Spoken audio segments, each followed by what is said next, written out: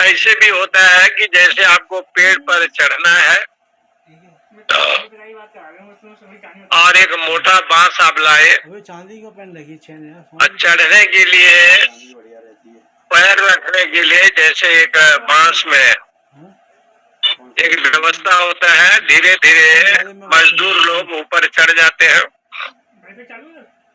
और पेड़ में जो काम करना है वो कर लेते हैं। इसी प्रकार से साधक अपने जिज्ञासा के अनंतर किस प्रकार से आत्म तत्व को प्राप्त करेगा,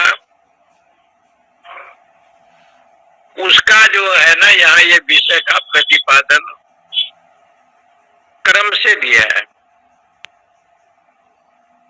प्रश्न जैसे है, क्योंकि प्रश्न भी 3 है, ज्यादा नहीं है, और 3 वरदान भी है यहाँ,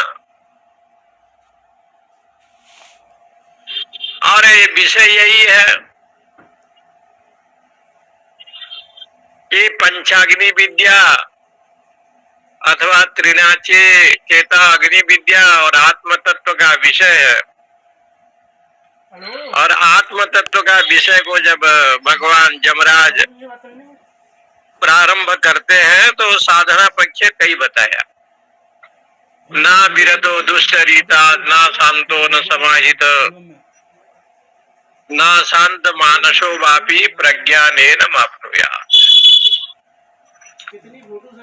उन्होंने कहा कि जिस समय ये सब चीज दुष्चरित्र नहीं छोड़ सकता, यदि उसमें सदाचार नहीं होगा, क्योंकि वेदों की प्रतिज्ञा है कि आचारहीनम न पुनन्ति वेदाः, आचरणहीन को, उस व्यक्ति को वेद भी पवित्र नहीं करते। इसका मतलब है वेद पवित्र क्यों नहीं कर सकते? गंगा जी के पास आप गए, गंगा जी को नदी समझा तो साबुन लगाने की इच्छा होगा, तेल लगाने की इच्छा होगी, कपड़ा धोने की इच्छा होगी, नाम बता रहे हैं। लेकिन गंगा जी को देव नदी समझा, माँ समझा, फैमिली के नाम चाहिए, पतित पावनी समझा, सुरेश्वरी समझा। तो भाव के अनुसार जैसे आपके भाग होगा वैसे दिव्यता का प्रारंभ जो है ना होता है, दिव्यता का प्रारंभ। इसलिए आज भी लोग यहाँ पर उपनिषद में चर्चा की गई कि जब दुष्चरित्र को नहीं छोड़ पाएगा तो वेदांत में कहा, छांदोग्य उपनिषद में कि आप दुष्चरित्र किसको कहते हैं? तो कहा पहले तो आहार शुद्धो सत्व शुद्धि, आहार का, विहार का, भोजन का। इसलिए विद्वान कह रहे थे कि भोजन में एक मात्रा है, भोजन में एक मात्रा लगा है, भौ में ऊ, भो ऐसे जो लगा है भोजन शब्द बना, भोजन में भो लगा है, एक मात्रिक भोजन। लेकिन भजन जब करेंगे तो भजन में एक मात्रा नहीं है, भजन शब्द में मात्रा है ही नहीं, और भोजन शब्द में एक मात्रा उकार को, जिसके द्वारा वो भो बनता है, तो कहते हैं भोजन में एक मात्रा है, एक मात्रा बढ़ गया तो उसको लोग भोजन कह दिया। जिसमें मात्रा न बढ़ता है न घटता है उसको कहते हैं भजन। जितना आप जप करते हैं, ध्यान करते हैं, या जो भजन करते हैं, ओम का उच्चारण करते हैं, जो भी भजन है ना उसमें मात्रा नहीं दिया गया। बात अच्छा लगा कि भोजन में एक मात्रिक है और यहाँ एक मात्रा नहीं बढ़ाया। तो लोगों ने कहा ऐसे क्यों हो गया? बोले भोजन को होशियार, भोजन करने में तो होशियारी है, राम नाम को आलसी, भोजन में होशियार। राम नाम का वो बड़ा आलसी है, सत्संग स्वाध्याय सुनना हो, कुछ कथा सुननी हो तो उसमें आलस आएगा। इसलिए यहाँ पर दो विषय को बताया। दूर में ते विपरीते विसूची, पहले एक मंत्र आया था, विद्या और अविद्या का एक प्रसंग आया था, दूरम एते। ये विद्या और अविद्या दो वस्तु है,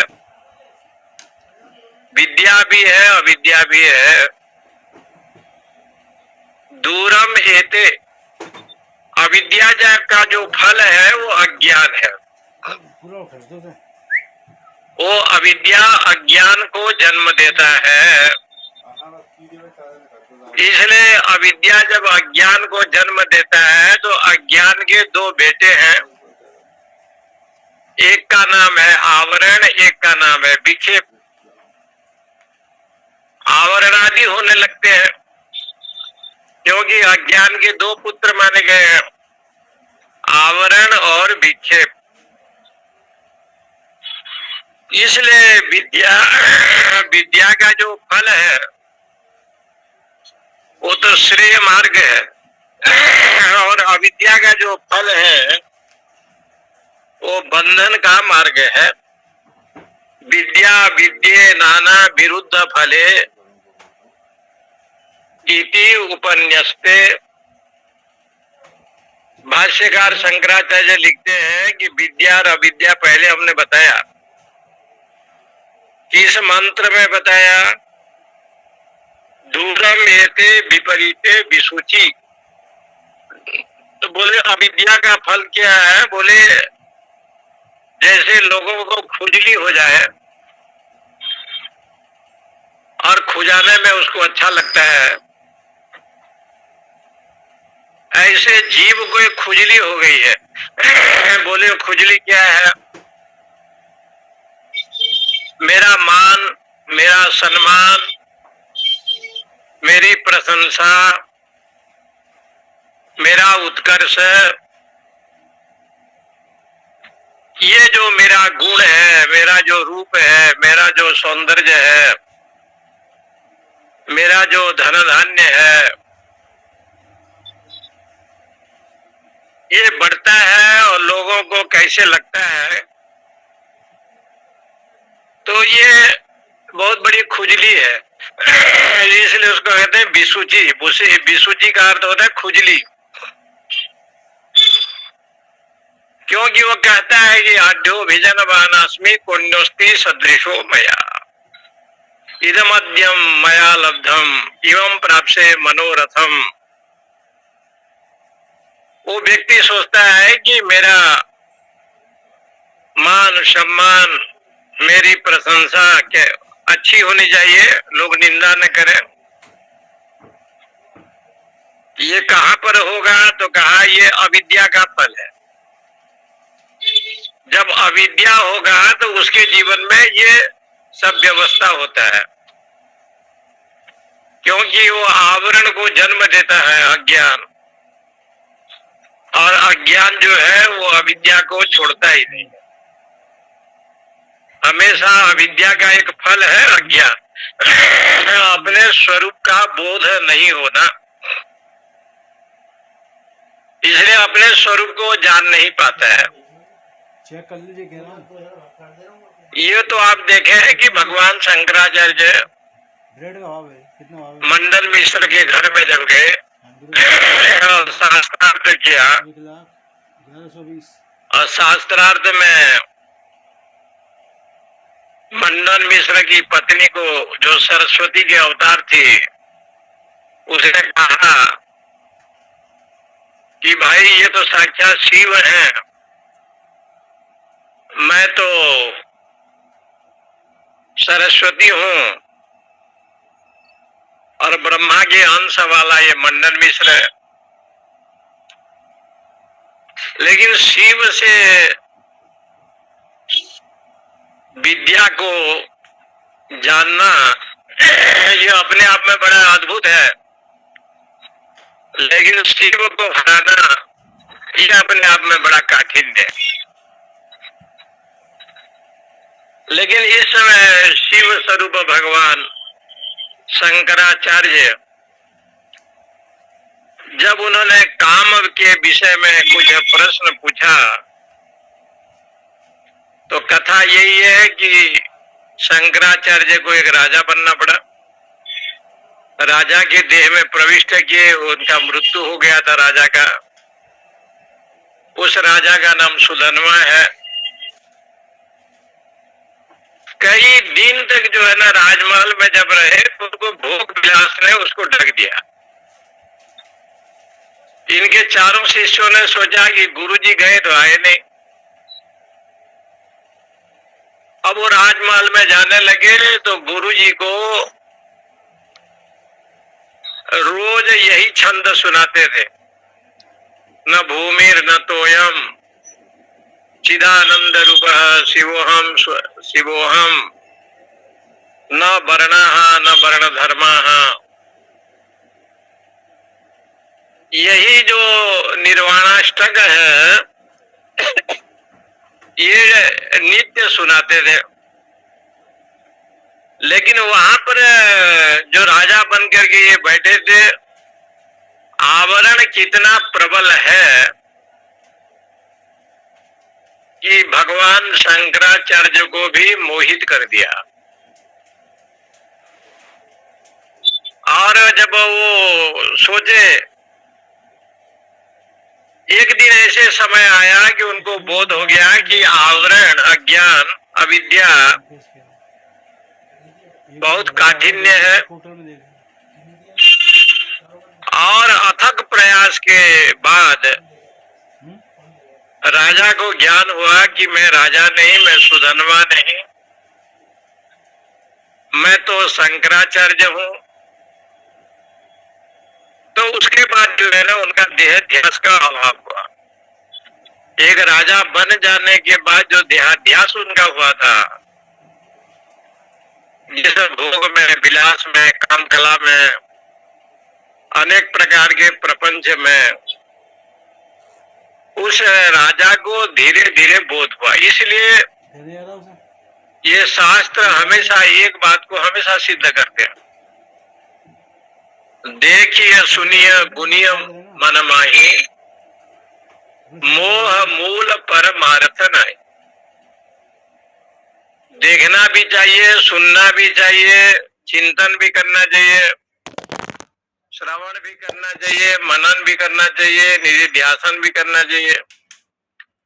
बोले किसका करें? तो मोह मूल परमार्थ रहे। ये संसार में मोह को छोड़ करके अन्य कोई चीज नहीं है, यहाँ कोई परमार्थ नहीं है। इसलिए भगवान कृष्ण को ये कहना पड़ गया, यस्याम जागृति भूतानि सा निशा पश्यतो मुने। जब साधक जगता है भगवत चरणारविंद में, भगवान के चरणों में, सत्संग में उसकी रुचि होती है। इसलिए यहाँ पर ये कहते हैं विद्या अभिषेनम मन्ये। यमराज जी का कहना, नचिकेता तो विद्या के अभिलाषी है। अविद्या जो फल देता है, अज्ञान आदि, आवरण आदि, उसी को भगवान शंकराचार्य प्रारंभ करते कहते हैं कि विद्या विद्ये नाना विरुद्ध फले इति उपन्यस्ते। विद्या आपको श्रेय मार्ग देगा और अविद्या आपको प्रेय मार्ग देगा। ये नाना प्रकार की विरुद्ध धर्म वाली ये विद्या है, ये अविद्या है। इसलिए विद्या का जो फल होगा पुनरपि जन्मम, अविद्या का जो फल होगा वो पुनरपि जननम पुनरपि मरणम ये होगा। अब विद्या का जो फल होगा, विद्या अमृतम अश्नुते, ब्रह्म विद्या के द्वारा अमृतत्व की प्राप्ति होती है। इसलिए वो मंत्र सिद्ध करते हैं, दूरम एते, ये आपस में लगता तो है पास में है, लेकिन बहुत दूर है। इस विषय को सिद्ध करने के लिए यहाँ पर जो है एक मंत्र लिखा, रीतम पिबंतो शीघ्रतस्य लोके गुहाम प्रविष्टो परमे परार्धे छाया आतपौ ब्रह्मविदो वदन्ति पंचाग्नय ये च त्रिनाचिकेताः। रीतम पिबंतो सुकृतस्य लोके, सुकृतस्य लोके का मतलब होता है पुण्यात्मा जो लोग हैं, स्वर्ग आदि लोक में जो रहते हैं, ऐसे पुण्यात्मा लोग रीतम पिबंतो। रीतम शब्द का अर्थ होता है कर्म। तो कर्म जब भी होगा, सत्कर्म होगा, यज्ञ करेंगे, दान करेंगे, कुआं तालाब इत्यादि श्रुति कर्म, स्मार्त कर्म, कर्म फल के उपभोक्ता होगा। रीतम पिबंतो, ये पिबंतो शब्द जो आया है ये प्रथमा का दो वचन है। पिबंतो वो सुख दुख के भागी होता है। कर्म फल यही देते हैं, कभी सुख देते हैं, कभी दुख देते हैं, कभी स्वर्ग आदि देते हैं, कभी अन्य लोग को देते हैं। इसलिए रीतम शब्द का प्रयोग किया। रीतम शब्द का अर्थ ये जो कर्म फल है, कर्म है, गुहाम प्रविष्टो परमे,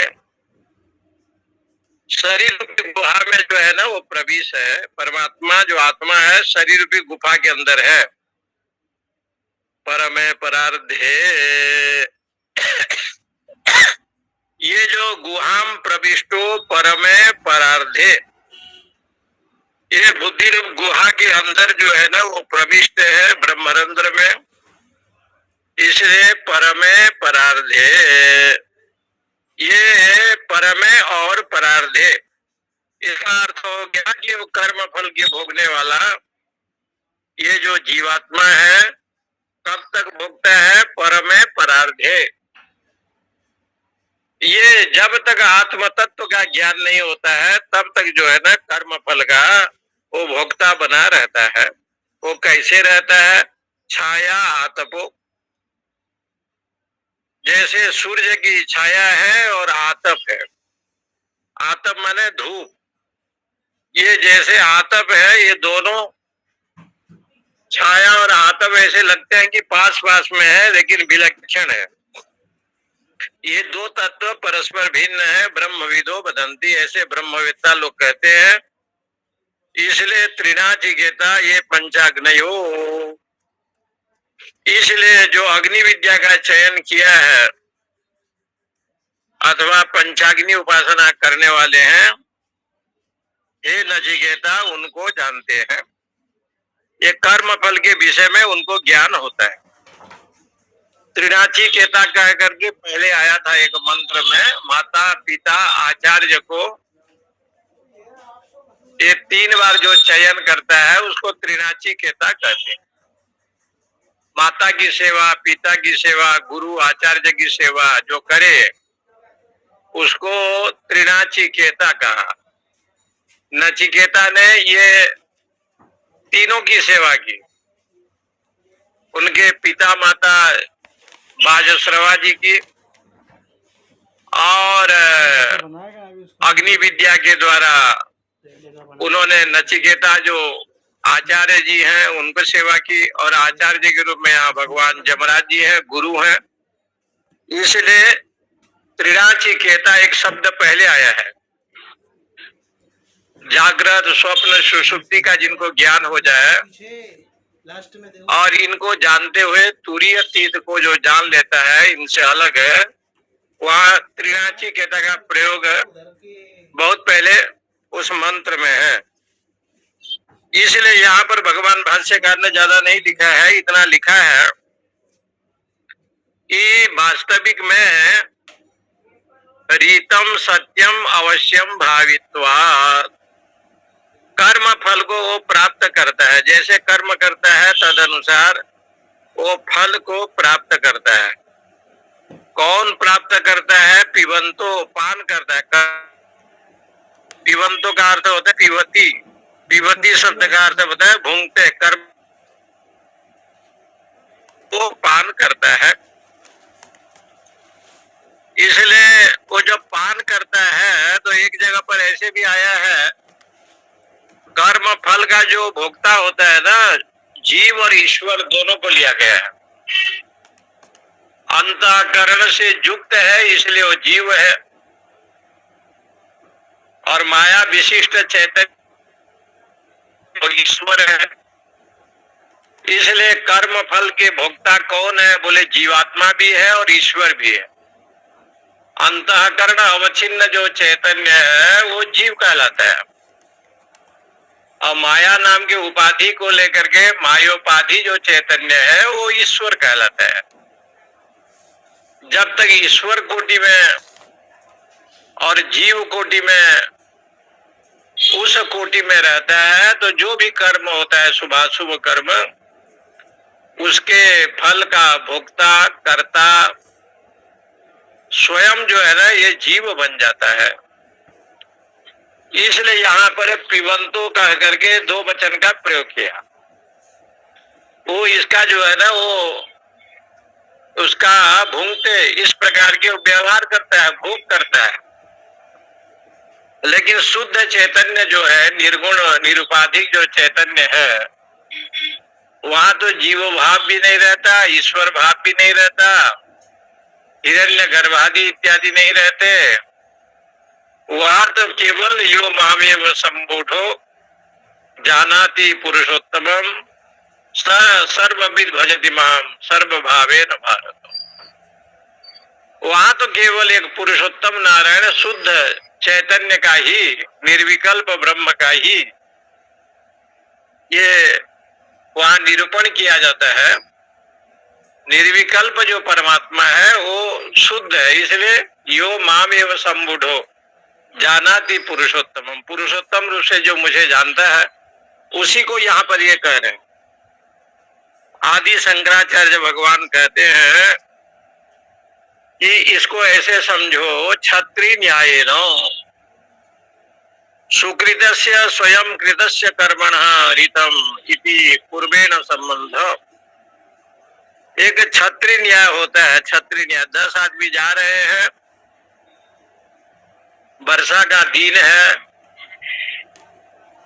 छाता लेकर के घर से जाना चाहिए, नहीं गए, और एक आदमी के पास छाता है। लोग 10 हैं, बाजार जा रहे हैं, और एक आदमी छाता लेकर के खड़ा है, और छाता लेकर के जब चल रहा है तो लोग कहते हैं छत्रिनो यान्ति, छाता वाले जा रहे हैं। लोगों का ये कहना है छाता वाले जा रहे हैं। तो बोले कि छत्रिनो यान्ति से तो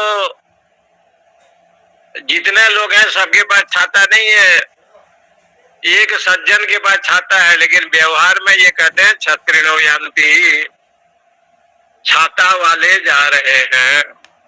ऐसे जीव और ईश्वर जो भाव आया, जीव और ईश्वर उपाधि को लेकर के है ना।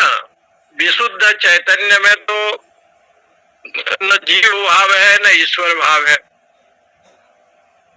इसलिए भगवान ने गीता जी में उसको सिद्ध किया, क्षरः सर्वाणि भूतानि कूटस्थो अक्षर उच्यते उत्तम पुरुषस्त्वन्य परमात्मा इति उदाहृत। ये जो परमात्मा है ये पुरुषोत्तम है। वहां पर जीव भाव भी नहीं है, ईश्वर भाव नहीं है, क्योंकि कर्ता भोक्तापना का अभाव है ना, उसका अत्यंत अभाव है। लेकिन क्षत्रियो यान्ति, क्षत्रिय न्याय से छाता तो एक के पास है, सबके पास नहीं था। लेकिन व्यवहार होता है कि छत्रिनो यान्ति, ऐसे व्यवहार किया जाता है।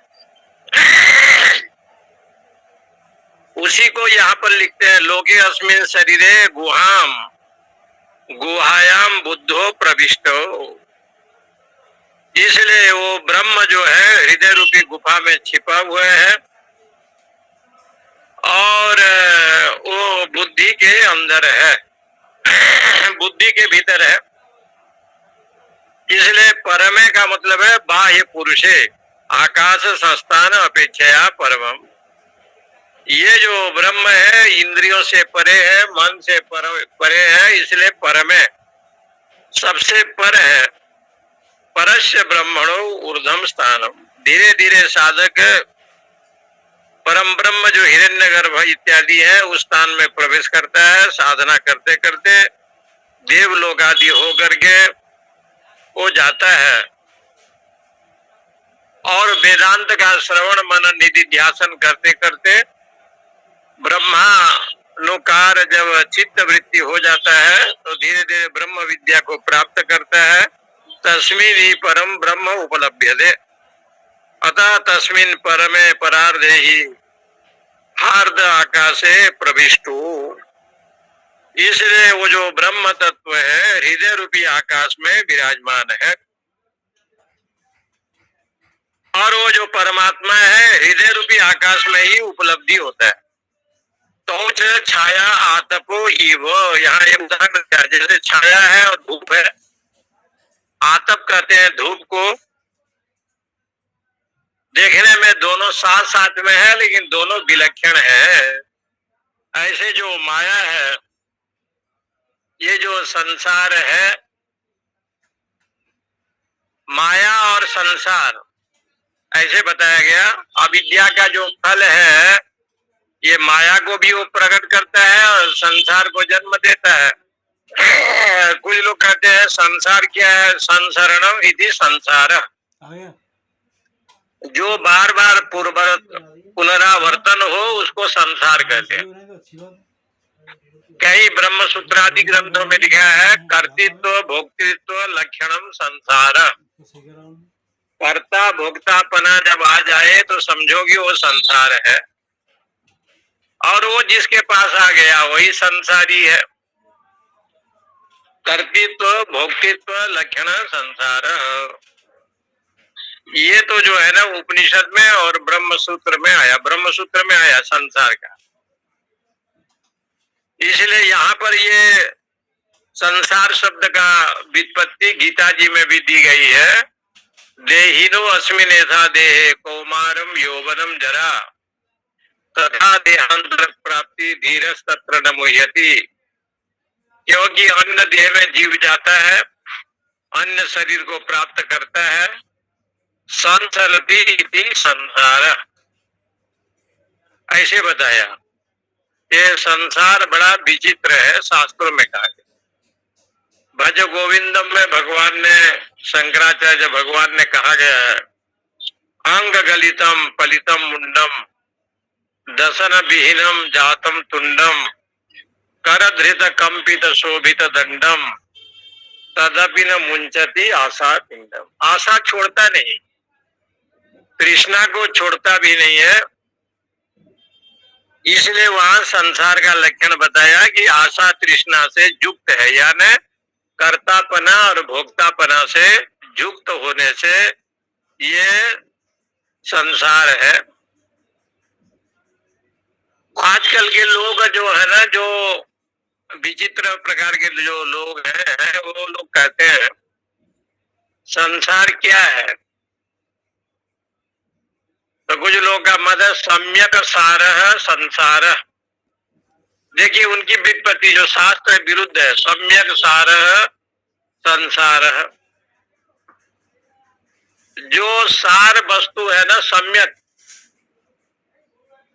यही संसार है। जो लोग चार्वाक दर्शन इत्यादि को मानते हैं वो कहते हैं यही तो संसार है, सम्यक सारः। जिसको आप लोग कहते हैं यावत जीवम सुखम जीवेत ऋणम कृत्वा घृतम पिबेत। लेकिन हमारे शास्त्रों में ऐसे नहीं कहा। संसारामय भेषजम सुखकरम श्री जानकी जीवनम धन्यास्ते कृतिनः पिबन्ति सततम श्रीराम नामामृतम ब्रह्माम्भोधि समुद्भवं कलिमलं प्रध्वंसनं चाव्ययम् श्रीमच्छम्भुमुखेन्दु सुन्दरवरे संशोभितं सर्वदा संसारामय भेषजं सुखकरं श्री जानकी जीवनम धन्यास्ते कृतिनः पिबन्ति सततम श्रीराम नामामृतम। गोस्वामी जी ने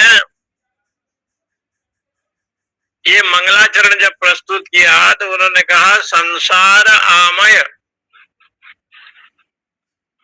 भोजन तो करता है लेकिन अजीर्ण हो गया, उल्टी हो गया, यही संसार है। संसार रूपी रोग से ग्रस्त है और प्रपंच राग द्वेष से युक्त होने से आमय रोग से वो युक्त है, उल्टी हो रहा है, कभी बुखार चल रहा है। तो बोले कि संसार आमय, संसारिक आमय है, ये रोग है, आमय रोग है। बोले कि इसकी दवाई है कि नहीं है? बोले भेषजम, भेषजम का अर्थ औषधि। औषधि आप कड़वा लेना चाहते हैं कि मीठा लेना चाहते हैं? बोले नहीं नहीं, हम तो थोड़ा मीठा हो और हितकर हो। तो कहा सुखकरम, ये दवाई यदि आप लेना चाहते हैं तो एक काम करना पड़ेगा, श्री जानकी जीवनम, जो जानकी के प्राण है, ऐसे भगवान के जो राम नाम है, कृष्ण नाम है, इसको ग्रहण करो। धन्यास्ते कृतिनः पिबन्ति सततम श्री राम नामामृतम, जो राम नाम अमृत का पान करता है।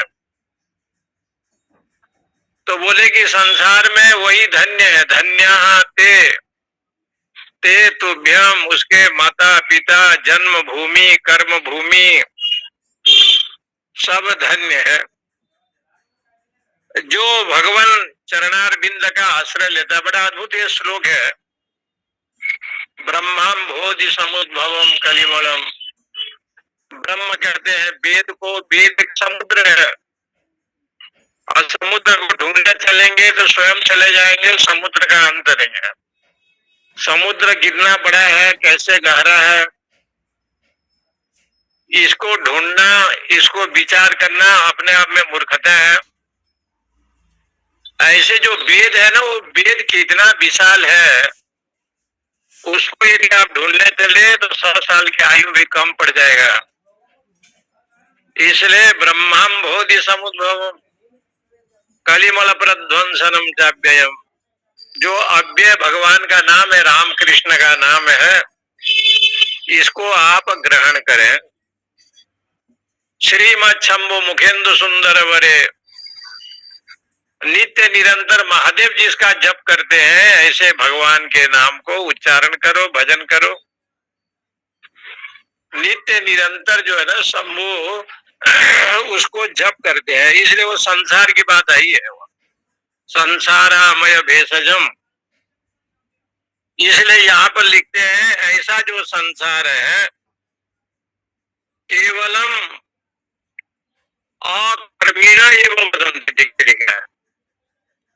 इसलिए ऐसा जो संसार है उसको अकर्मी लोग कहते हैं, लेकिन संसार क्या है? तो ये मंत्र आता है, छाया तपो ब्रह्मविदो वदंती। छाया और आतप के समान है। ब्रह्मवेत्ता लोग संसार के विषय को कहते हैं पंचाग्नयो ये त्रिधा जिकेता। हे नचिकेता, पंचाग्नि की उपासना करते हैं। पंचाग्नि की उपासना करने वाले पंचाग्नयो गृहस्था, ये जो सदगृहस्थ में रहते हैं ना, उनके यहाँ शास्त्र के अनुसार 5 अग्नि हुआ करते हैं। 5 अग्नि, इसको बोलते हैं पंचाग्नि। गृहस्थ आश्रम एक ऐसे आश्रम है,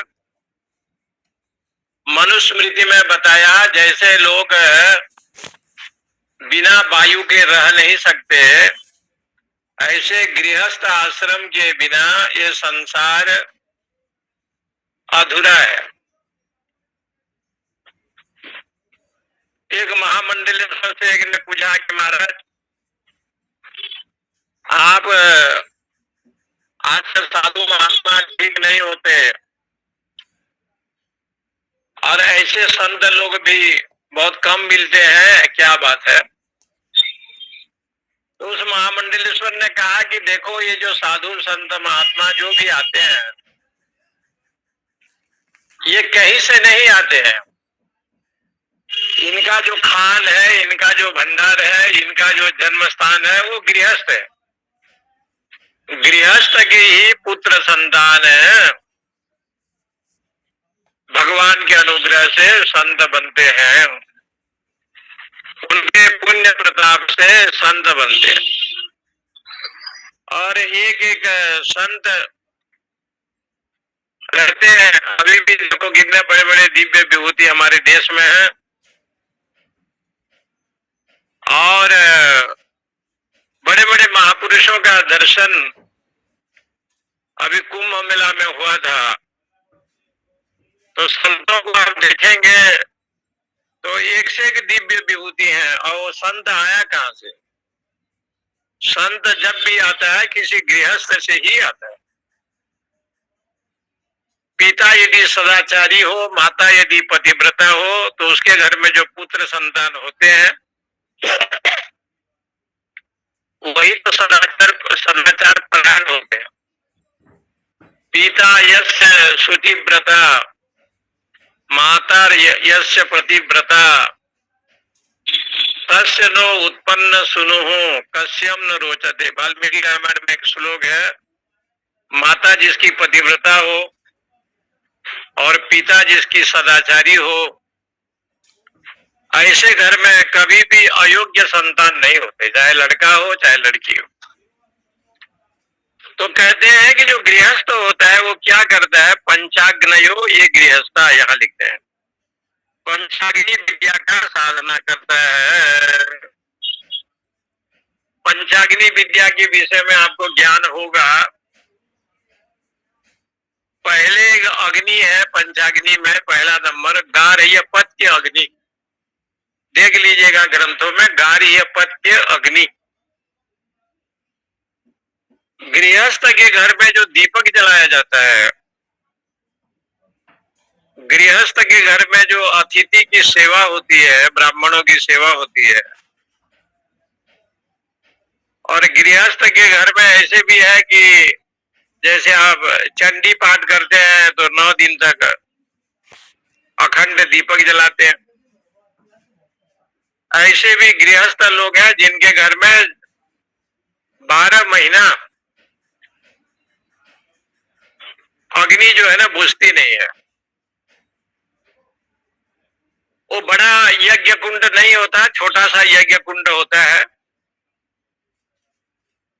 और बैठ करके सब लोग स्वाहा स्वाहा करते हैं और वो आग जलता रहता है। कभी आप अमरकंटक जाइए, कल्याण दास बाबा जी महाराज रहते हैं, वहां नागा लोग रहते हैं, नागा बाबा। वहां ये अग्नि है जो कभी बुझती नहीं है, 12 महीना लकड़ी दिए रहते हैं और उसमें स्वाहा स्वाहा होता है तो गृहस्थ के घर में जो अग्नि है और नित्य जो हवन पूजा करने वाले लोग हैं उनको कहते हैं गार्हपत्य अग्नि। एक पहला नंबर ये है। दूसरा अग्नि है दक्षिणाग्नि। दक्षिणाग्नि है, दक्षिणाग्नि। एक दक्षिणाग्नि होता है और उसको जो है ना एक दक्षिणाग्नि करते हैं दक्षिण दिशा में, वो उस दीपक जला करके उनकी एक पूजा की जाती है और सारे देवी देवता की ये पूजा होती है। तो एक दक्षिणाग्नि होता है, गार्हपत्य अग्नि, दक्षिणाग्नि। और तीसरे नंबर पर ये अग्नि होता है उसको कहते हैं आहवनीय अग्नि। आहवनीय, वेद मंत्र के द्वारा आह्वान करके जो लकड़ी समिधा से आग अग्नि को जो निकाला जाता है और देवी देवता को आह्वान करते हैं उसको आहवनीय अग्नि ये है। दक्षिण गार्हपत्य अग्नि हो गया, दक्षिणाग्नि हो गया, आहवनीय अग्नि हो गया। एक अग्नि का नाम है अवशस्ता अग्नि। अवशस्ता अग्नि वो कहीं भी जाता है तो हवन करता है, कहीं भी जाता है तो गायत्री का पूजन करता है, हवन करता है। अवशस्ता अग्नि ये आया है। और एक अग्नि है ध्यानाग्नि, ओंकार का जप करता है और ओंकार के जप के माध्यम से वो ज्ञानाग्नि प्रकट करता है। काम क्रोध लोभ मोह जो विकार है इसको ज्ञान रूपी अग्नि में जो है ना हवन करता है और उस जो पशु वृत्ति है काम क्रोध लोभ आदि को उसको नाश करता है। इसलिए एक अग्नि का नाम हो गया ध्यानाग्नि। इसको कहते हैं पंचाग्नि। यहाँ पर जो विषय चल रहा है गृहस्थ के लिए ये 5 अग्नि को ग्रहण करना है। न कि बृहदारण्य उपनिषद में जो पंचाग्नि विद्या आया है वो बात अलग है। योषित को अग्नि बताया, वर्षा को अग्नि बताया, मेघ को बताया। यहाँ का प्रसंग तो ये है कि गार्हपत्य अग्नि, दक्षिणाग्नि और आहवनीय अग्नि आह्वान किया जाता है। इस प्रकार से ये 5 अग्नि पंचाग्नि, पंचाग्नयो हो गृहस्थ की घर में रहते हैं। इसलिए जितने भी ऋषि हुए हैं सब गृहस्थ थे और उस महापुरुषों के घर में ये अग्नि हमेशा प्रज्वलित हुआ करता था। इसलिए अग्नि मंत्र जब पढ़ा जाता है ना तो अग्नि मीडे पुरोहितम, ये पहले ही स्तुति की जाती है कि हे अग्नि मैं तुम्हें स्तुति कर रहा हूं क्योंकि आप ही हमारे साथ में हैं। अग्नि ने पूछा कि हम आपके साथ कैसे हैं? बोले एक तो वैश्वानर अग्नि आप हो, एक जठराग्नि हो, एक जब व्यक्ति मर जाता है देह फूल जाता है और धनंजय नाम की जो वायु है उसको फुला देता है, शरीर को लेकर के जाते हैं और आग में जलाते हैं। आग में जो जलाया जाता है वहां जो मंत्र इत्यादि पढ़ा जाता है, आह्वान किया जाता है। इस प्रकार से जो अग्नि है जब आप यज्ञ करते हैं यज्ञाग्नि, यज्ञ में जब अग्नि को निमित्त मान करके स्वाहा स्वाहा करते हैं तो अदृष्ट का जन्म की प्राप्ति होता है। इसलिए ये कहते हैं पंचाग्नि। ये 5 अग्नि का निरूपण भगवान शंकराचार्य ने यहाँ पर किया है। पंचाग्नयो गृहस्था, ये ये 5 अग्नि गृहस्थ के घर में होते हैं,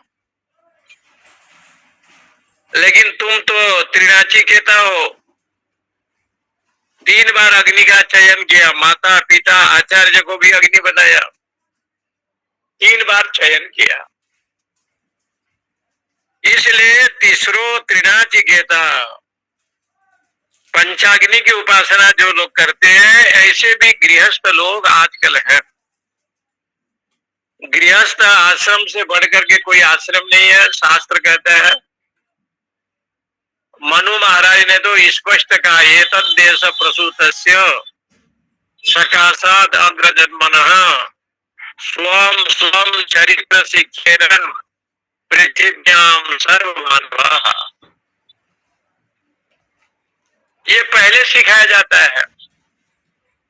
और गृहस्थ आश्रम में हर चीज का जो विषय आता है, ब्रह्म यज्ञ, देव यज्ञ, अतिथि यज्ञ, ज्ञान यज्ञ और ऋषि यज्ञ, 5 यज्ञ की बात बताई मनुस्मृति में। अब 5 प्रकार के अपराध भी बताया। झाड़ू लगाते हैं, पोछा लगाते हैं, चूल्हा में जो है ना चाय पानी भोजन बनाते हैं, फिर गोबर लाते हैं, उसको जो है वो गोईठा बनाते हैं। इस प्रकार से 5 प्रकार के दोष होता है। और ये 5 दोष का गृहस्थ चुल्ली पेषण उस्करः ऐसे श्लोक है वहां। इसलिए गृहस्थ जो है ना 5 दोष में जब आ जाता है तो उनको पंचदेव पूजा पद्धति करना चाहिए। महादेव जी का, शंकर जी का, भगवती माता का, गणेश जी का, सूर्य का, विष्णु जी का, पंचदेव उपासना पूजा पद्धति करने का एक विधान। इसलिए यहाँ पर लिखते हैं कि इस प्रकार से गृहस्थ आश्रम यह सेतुरी जानानाम अक्षरम ब्रह्म यत्परम अभयम तितिर्षिताम पारम नचिकेतम सगेमहि। यह सेतु इस प्रकार से जो जानता है, यजन करता है। ईजानानाम इस प्रकार से जो यजन करता है, ऐसा साधक अक्षरम ब्रह्म यत्परम, जो सबसे परे है अक्षर ब्रह्म को प्राप्त करता है। अभयम तितिर्षता, और भय शून्य हो जाता है। पारम नचिकेतम, इसलिए संसार को पार भी कर जाता है। सकेमहि, ऐसे इस विषय को धारण करने का, सकेमहि का अर्थ होता है कि तुम धारण कर सकते हो, धारण करने का सामर्थ्य तुम में है। इसलिए यहाँ भगवान शंकर ने लिखा, यह सेतु इव सेतु ईजानाना यजमानाना। ये जो दुख है ना, ये दुख छोटा मोटा नहीं है। संसार का जो दुख है ना, समुद्र है, समुद्र। इसलिए उसको कहा सेतु। ये जो भव संसार है, ये समुद्र के बराबर भवाब्धि है, भवाब्धि पोतम। इसलिए कहा कि ये भव संसार का जो दुख है, ये समुद्र के बराबर है। इसलिए इसको भवसागर बोलते हैं, भवसागर।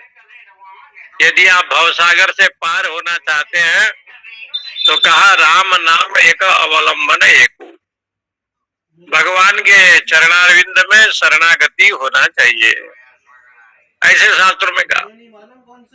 इसलिए भव संसार ना आवे, इसके लिए ये नित्य हम लोग सन्यासी समाज में ये पाठ करते हैं।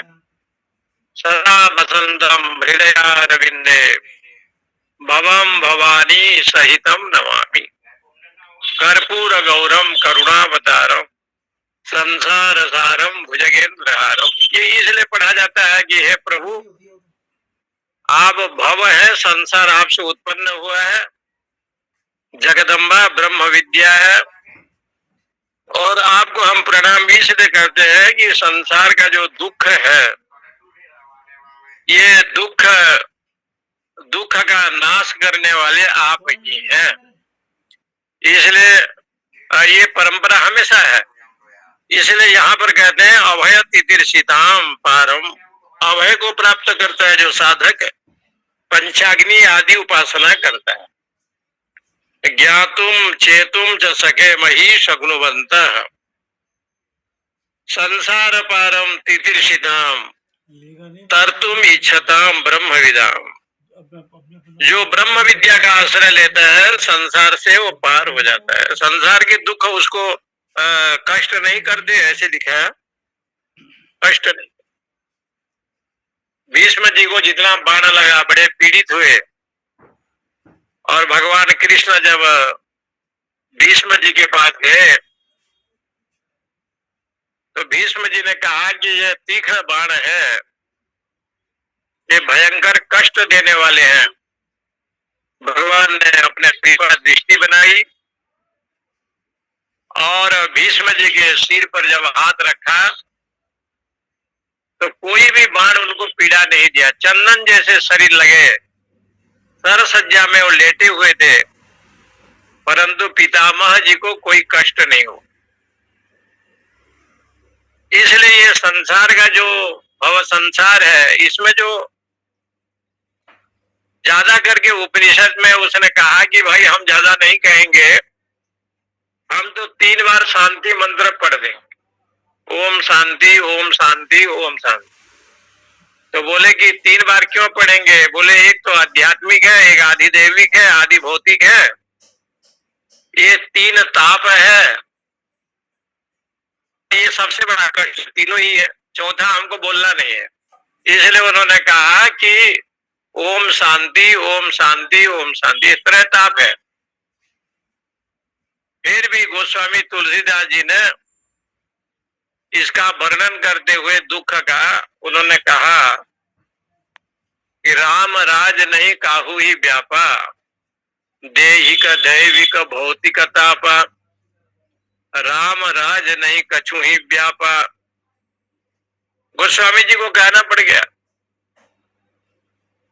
यदि राम राज्य होगा तो कोई कष्ट नहीं है, और इंद्रियों और मन का यदि राज्य होगा तो धुंधुकारी जैसे कथा भागवत में जो आता है, धुंधुकारी जैसे कथा 5 वेश्या से अनुरक्त हुआ तो संसार बड़ा दुख है। इसलिए भगवान कृष्ण ने भी गीता में कहा, यम ही न व्यथयन्ते ते पुरुषम पुरुषर्षभ सम दुख सुखम धीरम शो अमृतत्वाय कल्पते। मात्रा स्पर्शास्तु कौन्तेय शीतोष्ण सुख दुखदा आगम पाइनो नित्यांतान तितिक्षस्व भारत। एक महात्मा जी को देखा, वो केवल गीता और पंचदशी पढ़ते थे। कहते थे हम ज्यादा ग्रंथ नहीं पढ़े हैं, भगवत गीता और पंचदशी पढ़ाते थे भी, और जीवन भर यही किया। उन्होंने कहा कि दोनों का श्रवण मनन निधि ध्यासन करते करते ऐसे, और इधर तो आगरा तरफ जो अनूप सर बुलंद सर इत्यादि है, उड़िया बाबा जी का बांध जो इधर आता है, आगरा से सादाबाद हम कथा करने गए, भागवत जी की तो देखा वहां माइया इत्यादि को, तो बोल रहे थे कि विचार सागर हम लोग पढ़ते हैं महाराज। विचार सागर पढ़ करके पूरा वेदांत का ज्ञान जीवन में उतर जाता है। हिंदी में पंचदशी है, थोड़ा पढ़ लेते हैं, और हिंदी में विचार चंद्रोदय पढ़ते हैं। संस्कृत के उतना उद्भट विद्वान वही है, लेकिन फिर भी देखिए, एक साधे सब साधे, एक को आप लेंगे तो सब कुछ हो जाएगा। ये कथा यहाँ पर आया है। आगे जो है आत्मानम रथिनम विद्धि, ये कल करें। ओम पूर्णमदः पूर्णमिदं पूर्णात् पूर्णमुदच्यते पूर्णस्य पूर्णमादाय पूर्णमेवावशिष्यते। ओम शांति शांति शांति। हरि ओम हरि ओम हरि हरि। ओम नमो नारायण। हरि ओम स्वामी जी। नारायण हमारे ओम नमो नारायण। नमो नारायण स्वामी जी।